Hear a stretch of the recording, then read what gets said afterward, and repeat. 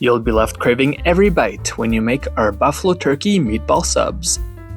Start by placing your ground turkey in a large bowl and adding your Parmesan and panko crumbs, and then your egg, your crushed garlic,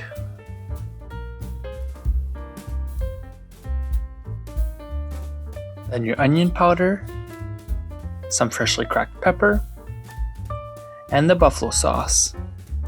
Then stir everything until it's nice and smooth, and then dipping your finger in water so that the meat doesn't stick to your hands, roll 24 1-inch meatballs and place them on a baking tray lined with parchment paper. When they're all ready, place them in the preheated oven and bake them for 16 minutes. Meanwhile, combine the coleslaw mix with the blue cheese dressing and mix to combine.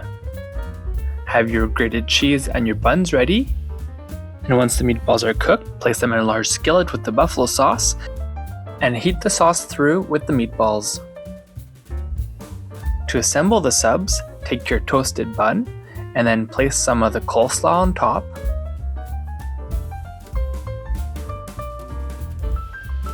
And then, depending on the size of your bun, you can place 3 to 4 meatballs on top of the coleslaw.